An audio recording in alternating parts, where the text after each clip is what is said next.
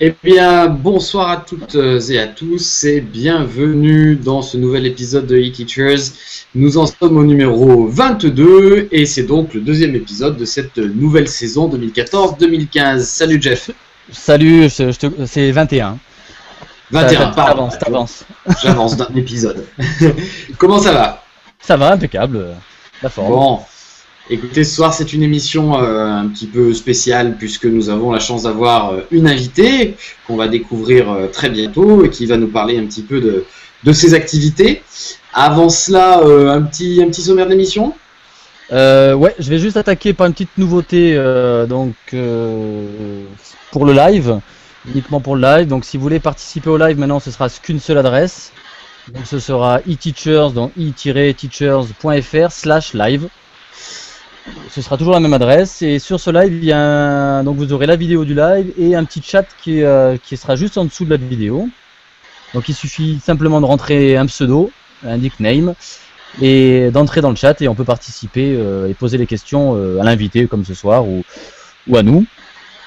Voilà, j'en profite pour remercier, on a un peu bossé avec mon frère, donc Emmanuel, hein, qui m'a donné un petit coup de main pour faire ce chat.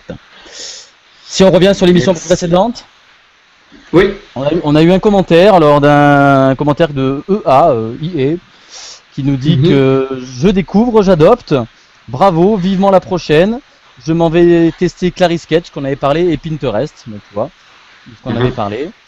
Et il nous dit que Guillaume, tu as parlé de récapituler le lexique sur une feuille de calcul Google. Il nous dit, tu pourrais nous en dire un peu plus.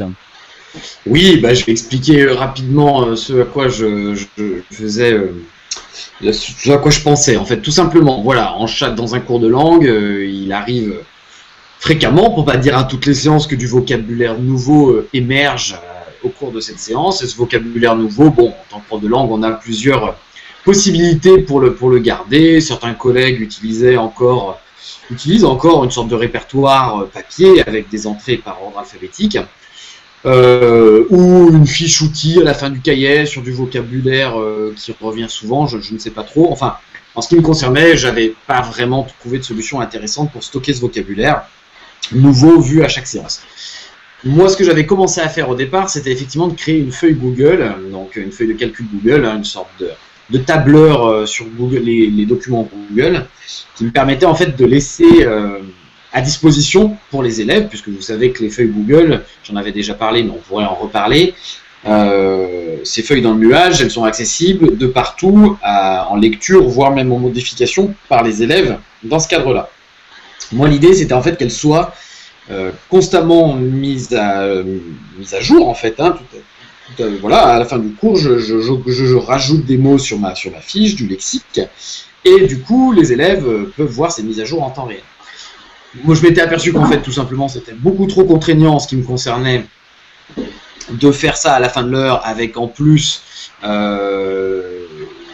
tout ce qu'on a à faire en fin d'heure, le cahier de texte numérique, certains élèves à gérer. Si je le faisais le soir après, ben, c'était aussi contraignant pour plein d'autres raisons. Et puis, c'était aussi intéressant, surtout que les élèves finissent par le faire par eux-mêmes, en fait, sans charge. C'est-à-dire qu'en leur donnant les autorisations de modification sur cette fiche, à tour de rôle, par semaine, par exemple, avec 2 élèves qui ont en charge dans la semaine de mettre à jour cette fiche.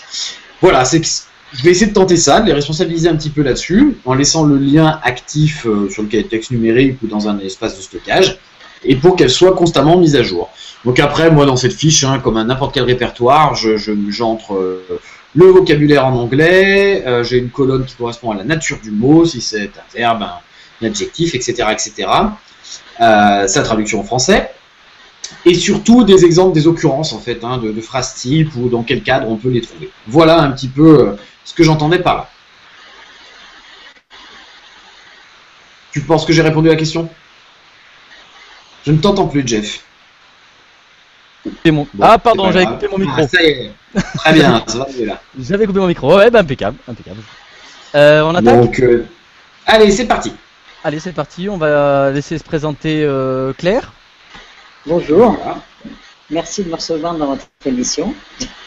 Sans aucun problème. Alors Claire, est-ce que vous pourriez nous expliquer, donc on vous a invité pour une raison bien précise, est-ce que vous pouvez nous parler de vos fonctions, s'il vous plaît?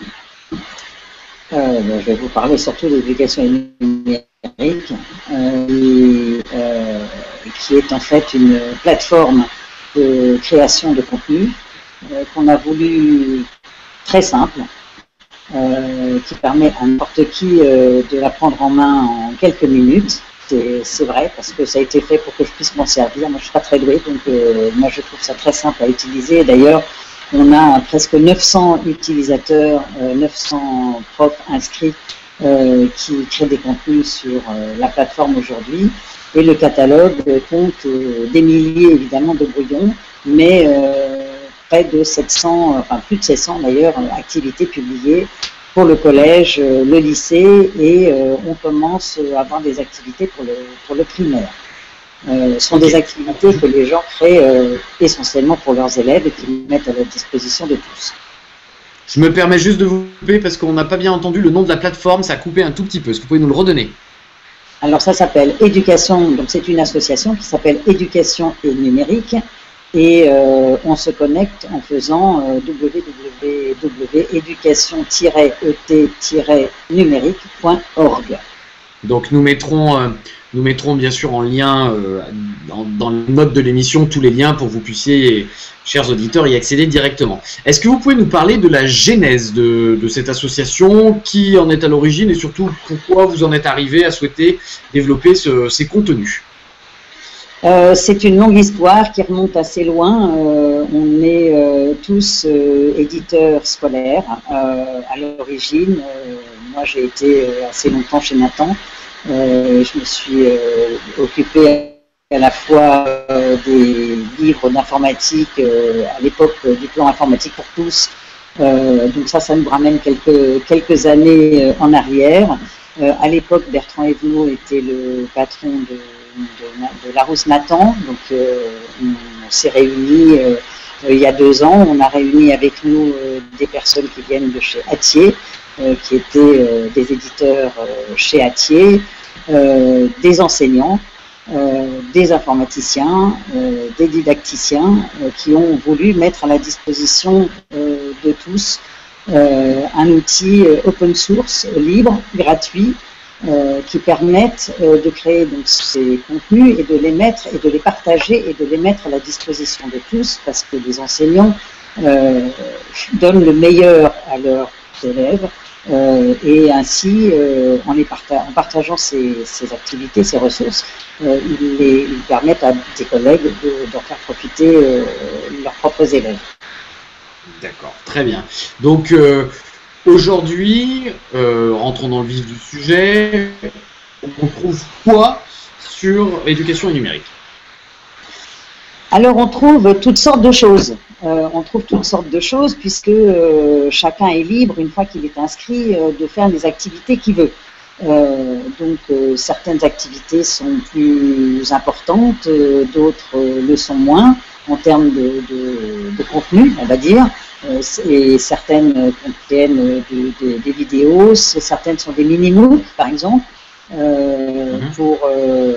avec des petites vidéos associées à des questions-réponses de différentes sortes. Il y a des glissés-déposés, il y a des QRM, des QCM, des textes à trous. Donc ces contenus sont à la fois peut-être contenus que vous pouvez faire pour votre classe demain parce que vous avez un truc bien précis à faire pour vous en particulier, ou alors des choses un peu plus importantes comme réviser le brevet, ou avec des activités assez complètes sur des analyses de texte ou de la compréhension orale en langue, ou des activités de remédiation pour réviser la division, les probabilités. Il y a des choses assez diverses, assez variées. Et nous, on fait en fait appel aussi à un certain nombre d'enseignants qui se sont en fait inscrits sur la plateforme, dont on a découvert les contenus en allant sur le catalogue, et à qui on a demandé de faire des activités bien précises, parce qu'en fait on s'est rendu compte que quand les cases étaient vides, si par exemple le collège 3e allemand était vide, en fait, les gens qui allaient sur la plateforme et c'était prof d'allemand en 3e qui ne voyaient rien, ne posaient rien. Donc on essaye petit à petit de remplir les cases de façon à ce que les enseignants qui viennent sur la plateforme voient des choses et que ça leur donne des idées. Ouais, et qu'eux-mêmes, à leur tour, proposent ensuite des activités, quoi. Voilà, donc ils peuvent à la fois utiliser les activités qui sont là, soit éventuellement, s'ils veulent, on peut leur dupliquer une activité. Si l'auteur de recrée en Creative Commons, on demande à l'auteur d'origine s'il est d'accord pour qu'on duplique son activité, et on peut la mettre à disposition de quelqu'un d'autre qui à ce moment-là peut éventuellement l'aménager en fonction de ses besoins propres, en rajoutant un exercice, en supprimant un autre par exemple. On fait civilité. Oui, allez-y. Donc de votre côté, comment ça se passe? C'est-à-dire que si moi aujourd'hui je suis enseignant, j'ai envie de soumettre une activité, je me connecte, je crée un compte, j'imagine, un compte auteur sur le site ou quelque chose comme ça, et je peux soumettre une activité qui sera entre guillemets validée par vos soins avant publication, ou n'importe qui peut publier ce qu'il veut? Non, elle ne sera pas validée. Vous publiez. Et nous, en fait, ce qu'on fait, c'est que elle sera publiée. Elle est à la disposition de tous. Mais nous, en fait, régulièrement, pas tous les jours, mais presque, on va dans le catalogue, on voit ce qui a été nouvellement publié, on regarde, et si on trouve ça intéressant, plus particulièrement intéressant, alors on prend contact avec l'auteur, on lui demande s'il veut bien éventuellement apporter quelques modifications, faire quelques corrections de coquilles, je ne sais, enfin voilà, on fait un petit boulot d'édition. On a aussi des référents par matière, donc on a des profs référents en histoire, comme Jean-Marc Kiemer, ou en anglais, comme Pascal Catoire, ou en allemand, enfin dans toutes les matières, on a des profs référents à qui en fait on transmet cette activité et éventuellement ils se mettent en contact les uns avec les autres, et à ce moment-là, on publie l'activité sur ce qu'on appelle le blog, c'est-à-dire là où vous iriez si vous tapez www.educationetnumérique.org. Et là, vous allez trouver une sélection de 350 à 400 activités qui ont été éditées, qui ont été validées sur le plan éditorial et sur le fond, à la fois par des profs qui sont en poste et par nous les éditeurs. On pense qu'on est en train d'inventer d'une certaine façon un nouveau métier d'édition sur le web, où en fait on va faire surgir, je pense, des talents. D'ailleurs, il y en a déjà, des gens qui font des choses assez intéressantes sur le plan du contenu, sur le plan de l'écriture numérique, on va dire, sur l'utilisation de l'interactivité du multimédia. Très bien. Tu avais une question, Jeff, je crois. Oui, concrètement, on va faire. Donc, une fois qu'on est inscrit, comment ça se passe? Comment l'interface, qu'est-ce qu'on peut y rajouter? Qu'est-ce qu'on peut y mettre dans ce Alors, en fait? L'interface, elle est assez, étant donné que c'est une association qui pour l'instant démarre, ça fait 1 an qu'on a démarré, ça a été un assez grand succès. On espère que ça va devenir un immense succès et qu'on va pouvoir faire pas mal d'améliorations sur la plateforme. Pour l'instant, il n'y a pas beaucoup de design. Donc, on arrive dans un espace où, en fait, on a son espace brouillon, on a mes activités non publiées et mes activités publiées. Donc, on crée une activité, on crée une nouvelle activité et on remplit, en fait, les métadonnées, c'est-à-dire les informations de cette activité pour pouvoir l'accrocher au programme. Donc, vous pouvez, en fait, une fois que vous avez sélectionné le niveau et la matière, vous avez une boîte programme qui s'ouvre et dans cette boîte, vous pouvez accrocher l'activité à 3 éléments différents du programme. Si on était en anglais, par exemple, on pourrait accrocher à compréhension écrite, par exemple, culture et grammaire. Donc ça veut dire que ce que nous on appelle l'armoire normande est bien rangée. C'est-à-dire que les activités sont taguées, sont bien documentées, ce qui permet après de les retrouver assez facilement. Une fois que vous avez fait ça, et que vous avez écrit un petit texte de présentation, Vous pouvez également y attacher tous les PDF que vous voulez, enfin, que vous voulez du moment que c'est enregistré en PDF. Et le PDF sera visible sur toutes les pages de l'activité de votre parcours pédagogique. Et après ça, vous créez des activités. Donc, vous avez la possibilité de créer une page blanche. Donc, vous pouvez taper dedans comme vous voulez. Vous pouvez créer des QCM, une page QCM, une page QRM. Dans les QCM et les QRM, vous pouvez insérer des images, vous pouvez insérer des vidéos, vous pouvez y mettre des extraits sonores en anglais ou enfin en langue de l'audiolingua ou autre, des choses que vous avez enregistrées vous-même. Vous pouvez faire des textes à trous.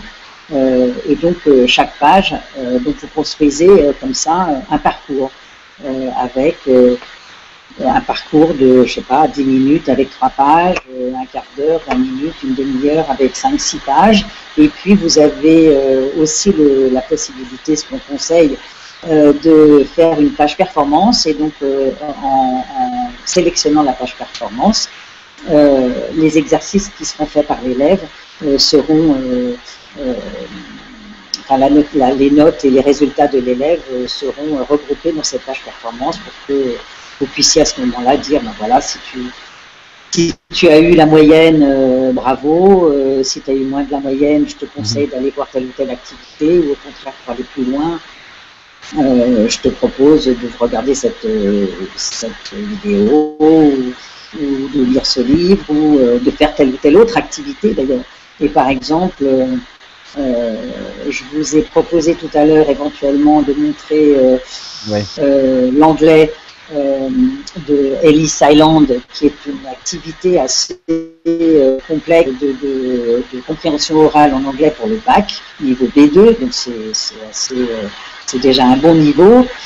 Et en fait, on a fait une activité parcours long et une activité parcours court, qui fait que l'élève, selon son niveau, va commencer plutôt par une activité ou par une autre. Voilà, donc là, vous avez l'activité à l'écran, vous avez à droite tous les extraits sonores qui sont dans l'activité et les PDF, et puis aux différentes pages, vous avez l'activité qui se déroule. Donc si vous cliquez sur la page 2, segmenter et décoder première partie,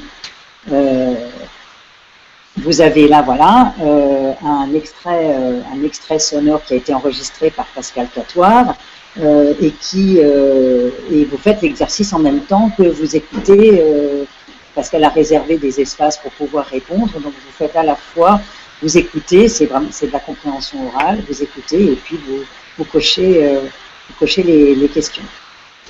Donc Alors j'ai juste une question sur la nature. Ah vas-y. Juste moi je parlais juste une question sur la nature des Vas-y. Là je n'ai pas entendu la nature. Attends, j'y vais, il y a une petite attente, je suis désolé. Oui, ma question concernait la nature des ressources, c'est-à-dire que bon, vous nous avez parlé d'une plateforme open source, vous avez parlé beaucoup de licence Creative Commons. Yes. Comment vous assurez que les ressources qui sont proposées par les professeurs ne sont pas déjà tirées de manuels privés, enfin lancés sur le marché? Comment on fait ça?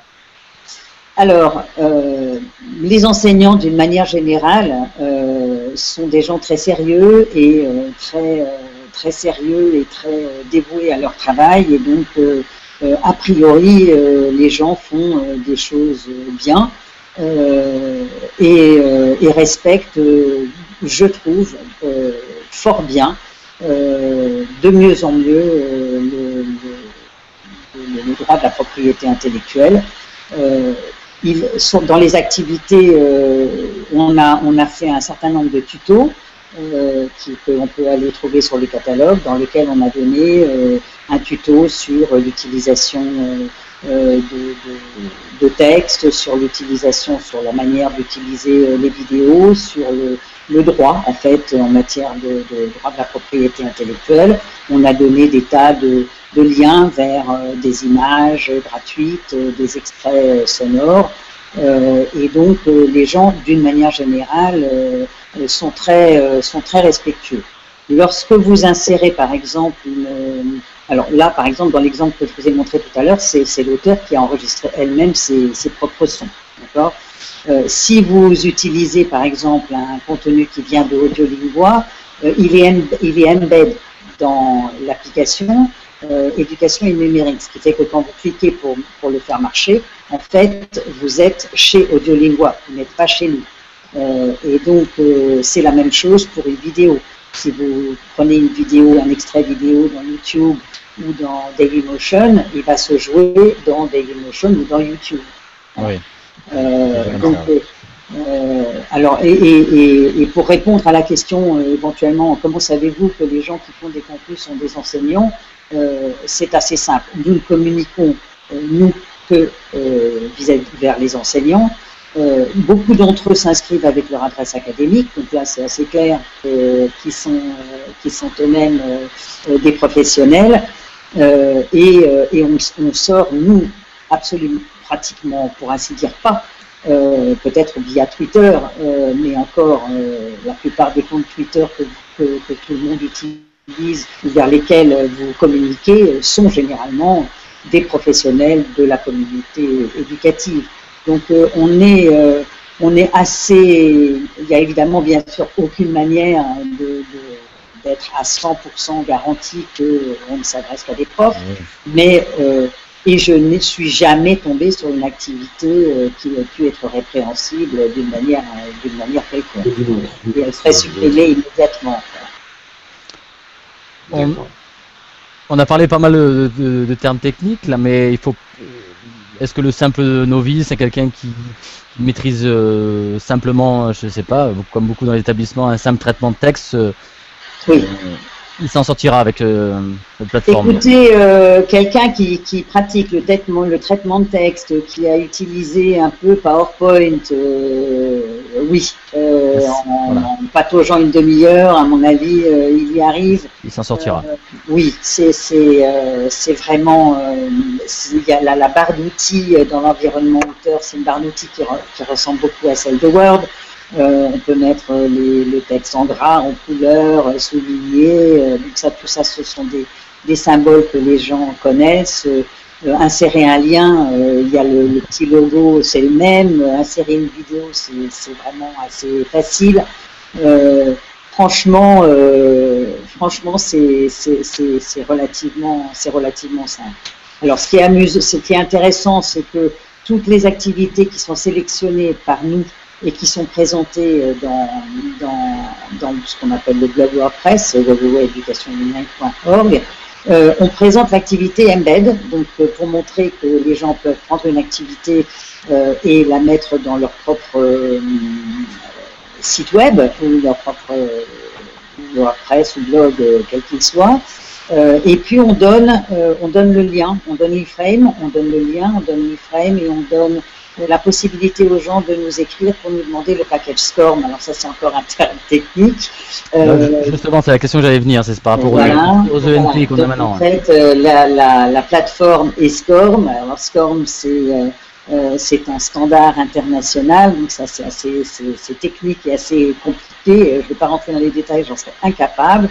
Mais si on veut pouvoir être compatible avec rentrer dans les ENT et qui ont un LMS comme Moodle par exemple, il faut que l'activité soit SCORM pour que vous puissiez récupérer les notes de vos élèves.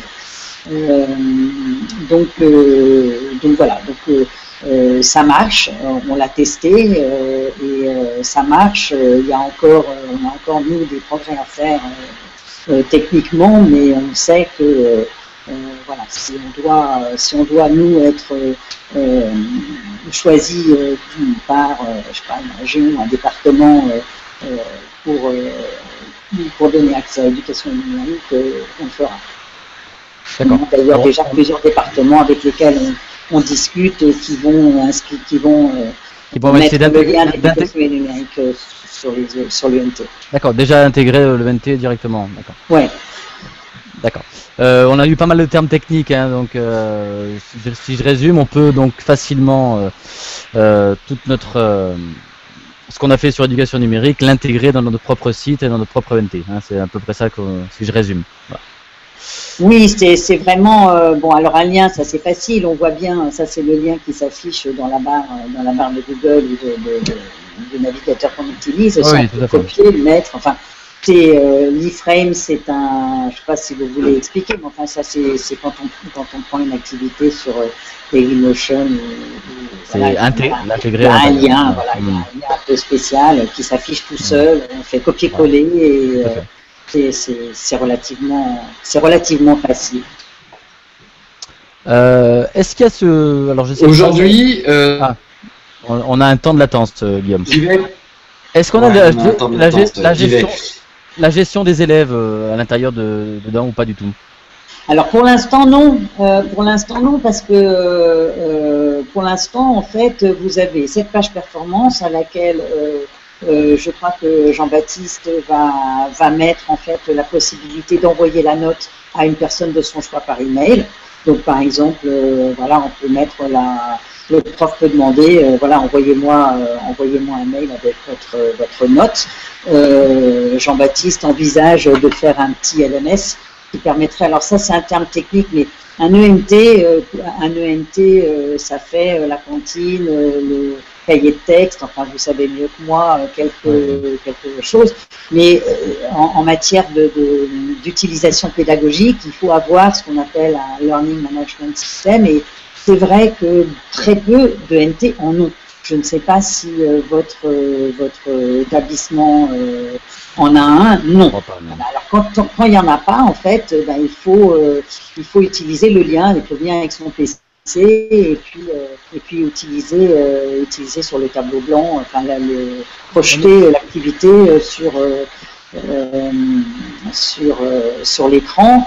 Et donc, si on met en place si on fabrique un petit LMS, alors à ce moment-là, effectivement, vous pourrez créer des classes avec tous les noms des élèves et puis voilà. Pour récupérer les résultats. Mais c'était pas la première chose qu'on voulait faire, c'était créer en fait une plateforme. On a regardé beaucoup de plateformes, vous aussi sûrement, beaucoup de collègues l'ont fait également. Et elles sont souvent assez compliquées à utiliser et où elles sont pas très ergonomiques. Enfin voilà. Donc voilà, ce qu'on a voulu faire, c'est un outil très simple qui permet de faire des parcours pédagogiques et puis les partager. Voilà, c'était ça qu'on a voulu faire au départ. Et qui a l'air de vraiment bien marcher parce que en juin, par exemple, en juin dernier, on a eu 450 000 activités téléchargées pendant le mois de juin, avec chacune de ces activités avec des vrais parcours pédagogiques pour la révision du collège, du brevet et du bac. Certaines activités de certains de nos auteurs stars phares ont été téléchargées près de 50 000 fois. D'accord. Ouais. Alors si on compare ça à un livre, un manuel qu'on publie, ben, quand on publie à 50 000 exemplaires, c'est assez joli quand même. C'est une belle reconnaissance. Voilà. Et donc on espère que vont émerger de tous ces auteurs, les Lagarde et Bichard et les Becherel de demain, qui sont tous comme vous branchés et qui utilisent le numérique dans leur pédagogie.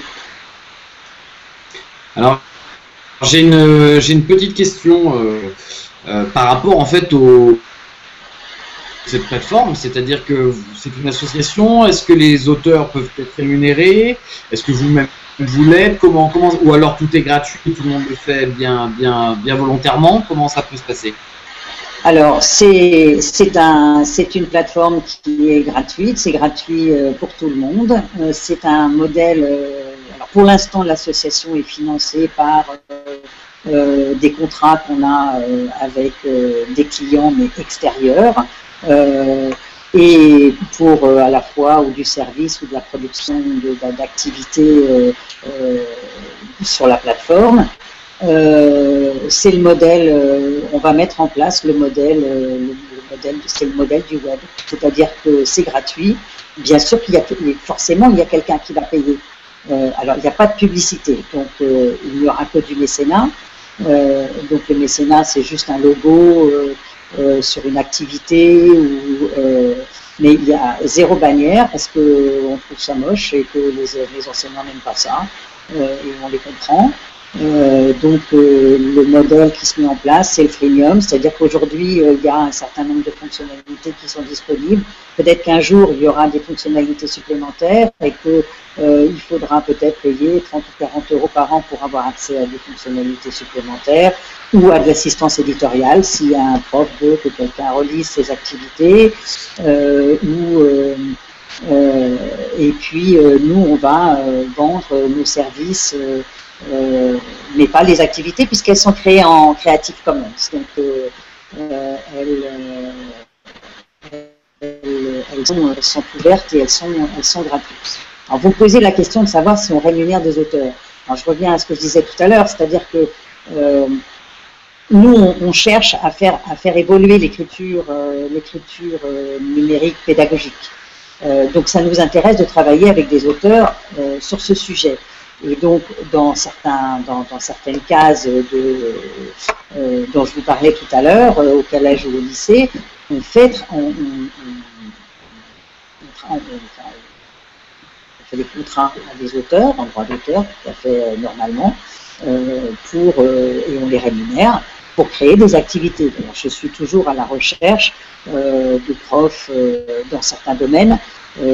En espagnol par exemple, en physique-chimie, parce que on n'a pas assez de contenu en physique-chimie, et dans toutes les autres matières, comme par exemple la musique, comme par exemple l'EPS, comme par exemple les arts plastiques.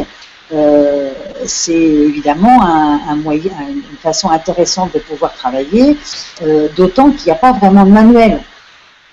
Et c'est particulièrement vrai dans l'enseignement technique, où il n'y a pas beaucoup de livres, et a fortiori pas beaucoup de numérique. Donc c'est vraiment une plateforme qui devrait permettre d'aller dans plein de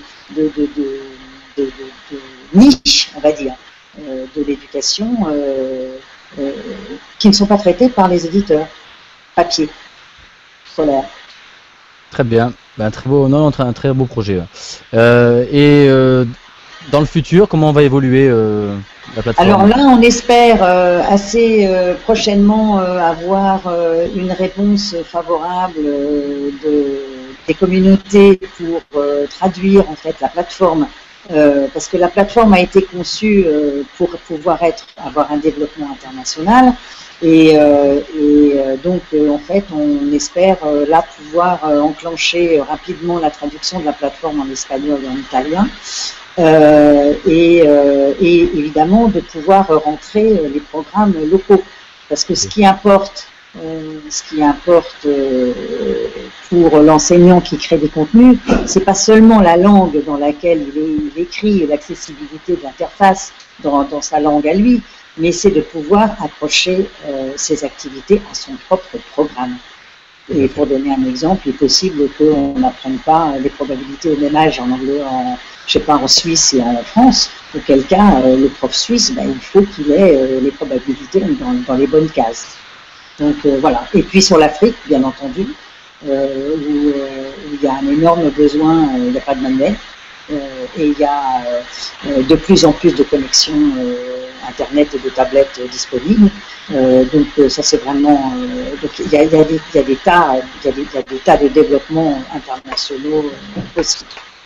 D'accord. Et justement sur le mobile, puisque vous parlez d'Afrique, c'est surtout sur le mobile, la plateforme fonctionne alors ça marche surtout, sur PC, sur Mac, sur tablette Apple, sur tablette Android, sur smartphone. Voilà. On peut pas mettre si on met du flash, on peut pas afficher sur Apple, mais il faut pas, et d'ailleurs il faut pas le faire. Mais sinon, voilà, c'est accessible. Voilà, c'est multiplateforme. Très bien. Guillaume, une dernière question? Super. Non. J'avais juste une question assez simple par rapport aux élèves en tant qu'enseignant. Quand on veut partager pour envoyer, enfin pour que les élèves fassent l'activité, il y a un lien qui est généré automatiquement, j'imagine.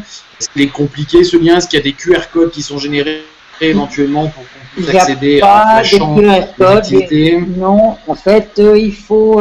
Donc, on a fait d'ailleurs dans l'activité sur Internet, justement, on a expliqué aux gens comment faire, comment raccourcir les liens, voilà, pour que ce soit recopiable sans faute. Et puis le prof, il peut envoyer à ses élèves, parce qu'en général, il a leurs adresses email. Enfin, c'est de plus en plus courant le lien. Voilà, pour que les élèves puissent faire le travail à la maison s'il le faut. Voilà, donc, pour finir, ce que je voulais dire, voilà, vous me demandiez si, voilà, si ça nous intéresse de faire la connaissance de profs qui sont intéressés de discuter de pédagogie numérique et d'écriture numérique. Nous sommes voilà, à la disposition. À leur disposition pour en parler. Et puis surtout, tous les gens qui s'inscrivent et qui ont des difficultés, ils nous écrivent, on leur répond en général très vite et on les tient par la main pour les aider s'ils rencontrent des difficultés. Voilà. C'est comme ça que ça marchera. Très bien. Eh ben, on rajoutera dans les notes de l'émission les liens, bien évidemment, oui. Pour continuer cette discussion si les gens veulent vous contacter directement. Voilà. Et ben, en tout cas, un grand merci pour cette présentation d'éducation numérique. Et merci à vous. Merci à vous. Et que ce soit que ça continue à être un grand succès. Et ben écoutez, on l'espère. Merci à vous. Merci à tous. Jeff, un petit mot pour terminer, non? On a toujours notre petite nouveauté là, qui s'appelle pour parler d'autre chose, c'est ça? Allô? Pour terminer l'émission, si tu veux, ouais. Ouais, t'avais quelque chose, toi, ou non? Ouais, je t'entends. T'as quelque chose? Non, mais vas-y. Allez, je vais vite, si je retrouve. Je l'avais promis. Bon, pour parler d'autre chose, je vais parler donc c'est un ami qui a monté une start-up dans le bioplastique comestible. Il travaille dans une start-up qui fait du plastique à partir de protéines de lait. Et il participe à un concours de start-up, donc il faut voter pour lui. Le site s'appelle inventerdemain.org. Vous allez et vous tapez dedans. Alors pour trouver le lien, c'est Frédéric-Prochaska, Prochazka, bioplastique comestible, et vous lui mettez un petit j'aime là et vous partagez ça. Voilà, c'est assez. Vous allez voir, c'est assez étonnant. Voilà. Eh ben c'est super, merci à tous, très bonne soirée et voilà. On se verra dans 15 jours. Voilà, toujours pour nous contacter, nos Twitter, nos Facebook, le Twitter donc c'est Jeff8342, il y a toujours le Facebook des Teachers. Mettez-nous quelques étoiles sur iTunes, ça fait longtemps qu'on n'en a pas eu, ce serait pas mal.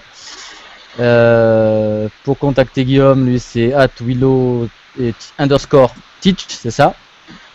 Tout à fait. Voilà. Et Claire, si on veut vous contacter?